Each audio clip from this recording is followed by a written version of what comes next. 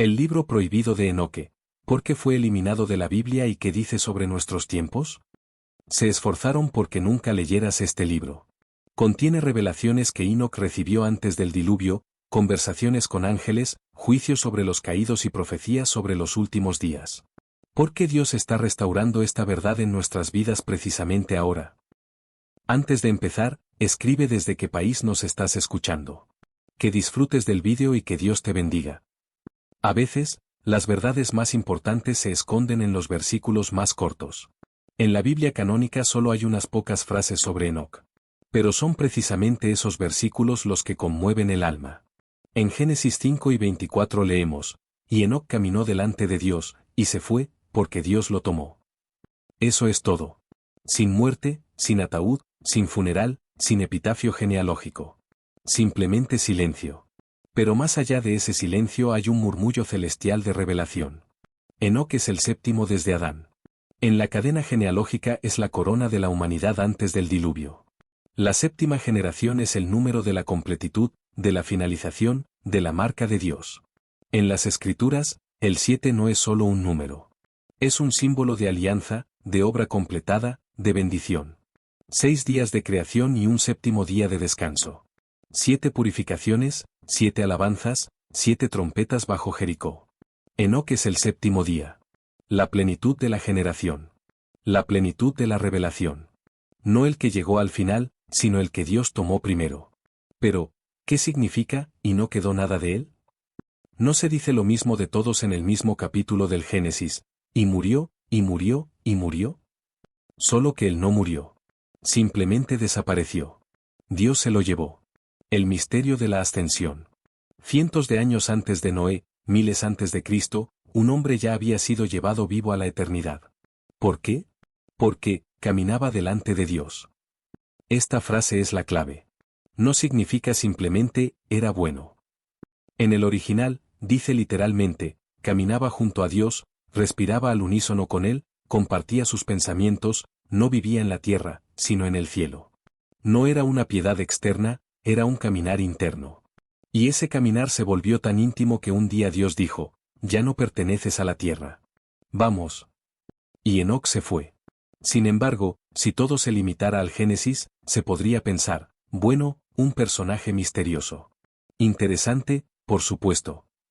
Sin embargo, el Nuevo Testamento nos ofrece otra perspectiva. El apóstol Judas, en su carta 1, 14-15, resucita de repente a este personaje de la antigüedad, de ellos profetizó Enoc, el séptimo desde Adán. Y a continuación sigue una profecía amenazadora sobre la venida del Señor con sus huestes angelicales y el juicio de los impíos. Un momento. ¿Profetizó? ¿Sobre la segunda venida?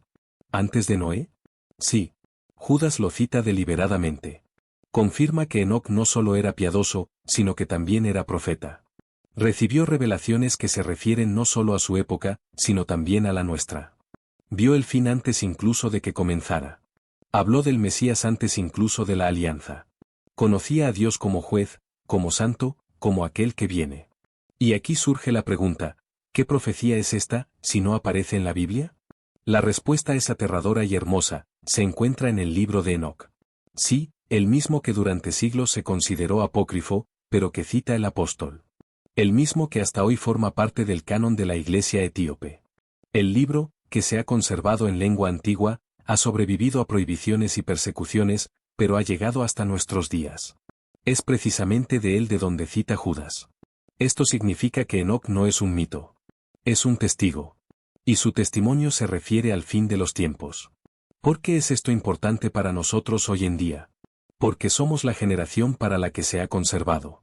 En el libro de Enoc se dice claramente, esta es una revelación para la última generación, cuando la maldad se multiplique y los corazones de los hombres se aparten de la verdad. ¿Te suena familiar? Enoc vivió en la época anterior al diluvio. Jesús dijo que su venida sería, como en los días de Noé. Y eso significa, como en los días de Enoc. Por eso su voz resuena de nuevo. No para que simplemente admiremos la antigüedad, sino para que despertemos. Si Dios se llevó a Enoc, significa que Enoc vivió de la manera que agradaba a Dios. Si Enoc caminó con Dios, significa que nosotros también podemos hacerlo. Su vida es una profecía. Su ascensión es una esperanza. Su profecía es una advertencia. Y si hoy el mundo se sumerge de nuevo en la oscuridad, como entonces, antes del diluvio, significa que vuelve a resonar la voz de Enoc. El séptimo desde Adán. El precursor de la venida. El profeta que ya no está, porque se ha convertido en parte de la eternidad. ¿Estás listo para escuchar lo que dejó? Hemos visto lo extraordinaria que fue la vida de Enoc. Pero aún más extraordinario fue lo que se le mostró. Dios reveló a este hombre antes del diluvio lo que ni siquiera Moisés, Isaías y Juan vieron más que parcialmente. En el libro de Enoc encontramos un capítulo titulado El libro de los guardianes, en el que se revela una de las páginas más oscuras, pero también más importantes, de la historia de la humanidad y del mundo espiritual. ¿Quiénes son estos guardianes? No son simplemente ángeles, son observadores que Dios puso para vigilar la tierra. Pero aquellos a quienes se les dio observar, desearon poseer. Los que fueron puestos como guardianes desearon romper las reglas. El libro de Enoc cuenta como un grupo de ángeles, 200 en total, descendieron al monte Hermón y juraron que tomarían por esposas a las hijas de los hombres. El nombre de su líder era Semiaza. Esta unión era contraria a la voluntad de Dios. Estos ángeles abandonaron su lugar de residencia y entablaron relaciones con mujeres humanas. Como resultado, nacieron descendientes, los Nefilim, gigantes dotados de una fuerza sobrehumana y una naturaleza malvada. Son ellos a quienes se refiere el Génesis 6, 4, en aquel tiempo había gigantes en la tierra, una frase envuelta en misterio, pero es precisamente el libro de Enoc el que revela su origen. Pero el pecado no se limitó a eso. Estos ángeles caídos trajeron consigo conocimientos que Dios había ocultado deliberadamente a la humanidad. Uno enseñó el arte de la guerra, otro la fabricación de armas, un tercero la magia y los hechizos, un cuarto los adornos y los cosméticos seductores, y un quinto la astrología y la adivinación por las estrellas. Y todo lo que parece progreso se convirtió en destrucción. La humanidad se corrompió prematuramente con un conocimiento para el que no estaba preparada. No porque el conocimiento en sí mismo sea malo, sino porque se transmitió sin Dios. Esa es precisamente la fuente de la prohibición. Dios no solo prohíbe, sino que protege. Y los caídos no solo enseñan, sino que distorsionan. Y en este momento, Enoc vuelve a entrar en escena. Los ángeles caídos comprenden que han pecado, y le piden a Enoc, un hombre, que sea su intermediario. No se atreven a rezar directamente a Dios. Tienen miedo. Se arrepienten, pero ya es demasiado tarde. Y entonces Enoc, como profeta y mediador, transmite su petición a Dios. La respuesta de Dios es clara y aterradora. A través de Enoc, les envía un mensaje: no debían haber bajado a la tierra. Sabían que estaban infringiendo la ley. Y ahora no habrá perdón. Vuestros hijos, los Nefilim, serán destruidos. Quedaréis encarcelados en el abismo hasta el día del juicio final. Estas palabras no suenan a ira, sino a sentencia. Sin emoción. Como un punto al final de una frase. Es el primer testimonio del juicio divino en la historia y fue pronunciado precisamente a través de Enoc. Esto explica por qué es tan importante comprender su libro. Revela las fuentes del mal, sobre las que otros textos guardan silencio. Muestra que el mal no es una casualidad. Es una violación consciente, seguida de un castigo. Pero las revelaciones de Enoc no terminan ahí. Tras el juicio de los caídos, se le abre el mundo celestial. Y aquí las palabras humanas se vuelven insuficientes. Describe un viaje a través de los 7 cielos, ve muros de fuego, aguas cristalinas, lugares de tormento para los malvados y la gloria de Dios, que brilla más que 1000 soles. Habla del trono de Dios rodeado de ángeles, seres con ojos por todas partes, de libros en los que están escritas todas las obras de los hombres. No es una alegoría. Es el testimonio de un testigo ocular. Él no lo inventó. Lo vio. Estas visiones coinciden con lo que más tarde vieron Daniel, Ezequiel y Juan. Pero Enoc fue el primero. Se le mostró todo, incluso antes del diluvio. No solo se convirtió en profeta, sino también en testigo de un futuro que aún no conocemos del todo. Por eso su libro es tan importante hoy en día. Nos muestra no solo el juicio, sino también el camino de la salvación. Dice: no seáis como los caídos. No busquéis el poder fuera de Dios. No sustituyáis la verdad por un conocimiento que no está consagrado al amor. Hoy, cuando se produce de nuevo un cambio espiritual, cuando vuelven a surgir los Nefilim, en forma de ideología, tecnología y poder, la voz de Enoc suena como una advertencia y una esperanza. Él no habla desde el monte Hermón. Habla desde el cielo. Sus palabras nos han llegado para que tomemos una decisión, seguir a los caídos o caminar ante Dios. Como Él.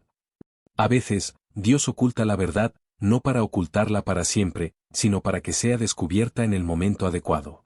En el libro de Enoc, casi al principio, está escrito, guárdalo para la última generación, Enoc 1, 2. Piénsenlo.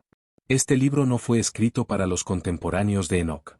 No estaba destinado a los tiempos de Moisés o David. Se conservó para nosotros. Para aquellos que viven en el límite. Para aquellos que pueden ser la última generación antes de la segunda venida. ¿Por qué no se incluyó en el canon bíblico?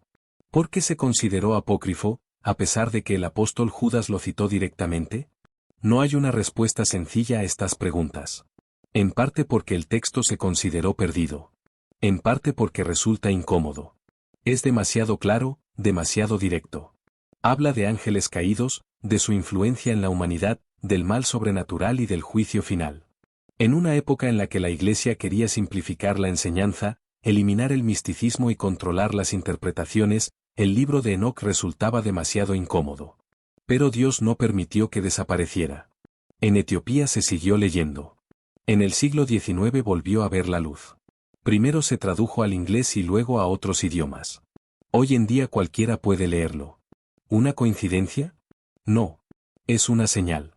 Cuando el mal vuelve a salir a la superficie, Dios devuelve la voz a aquel que ya advirtió al mundo del diluvio. El libro de Enoc no es solo una profecía, es una advertencia sobre el juicio venidero. Habla directamente del Mesías, al que llama Hijo del Hombre, el elegido, el santo, el juez justo. Estos títulos coinciden de manera sorprendente con cómo se llama a sí mismo Jesús en los Evangelios. Esta es otra confirmación, Enoc no solo vio el juicio, sino también la venida de Cristo. Y hay más. Escribe, he aquí que viene el Señor con las nubes de sus santos, para juzgar a todos.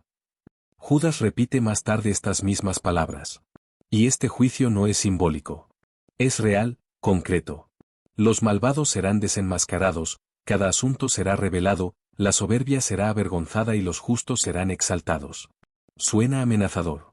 Pero ahí radica precisamente el amor de Dios. Él no desea la perdición. Advierte con antelación.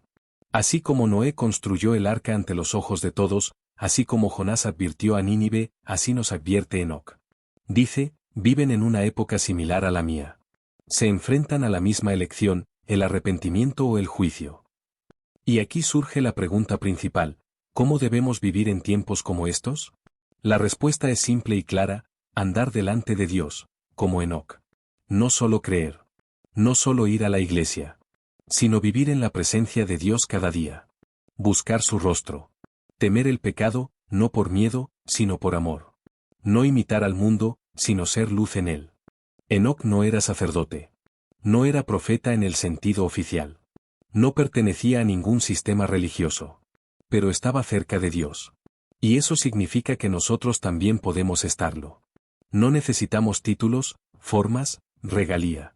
Necesitamos un corazón que anhele a Dios, como Enoc. Hoy es tiempo de vigilia. Hoy es tiempo en que las iglesias se duermen, en que la mentira se hace pasar por verdad, en que lo que antes se consideraba pecado, hoy se llama progreso. Y es precisamente en un tiempo como este cuando Dios recupera los libros olvidados, las voces olvidadas. El libro de Enoc no es para curiosos. No es para sensacionalistas. Es para el despertar. Nos recuerda que detrás de cada decisión hay una eternidad. Detrás de cada día hay una elección. Detrás de cada persona hay o la gracia o el juicio. No es un juego. Es la vida. Si estás leyendo estas palabras, no es por casualidad. Quizás seas parte de la última generación a la que Dios ha confiado el conocimiento que los siglos han silenciado. Pero el conocimiento sin acción es condenatorio. Por eso, toma una decisión, vive como Enoc. No temas a la verdad. No te avergüences de la santidad. No te comprometas con el mundo. Que tu vida no sea solo caminar, sino caminar delante de Dios. Que sea tal que un día Dios diga, ya no perteneces a la tierra. Vamos a casa. Queridos cristianos, gracias por escuchar hasta el final. Suscríbete al canal, da likes para promover la palabra de Dios y escribe tus pensamientos sobre esta parábola en los comentarios. Compártelo con tu familia y amigos y serás recompensado. Bendiciones de Dios y hasta pronto.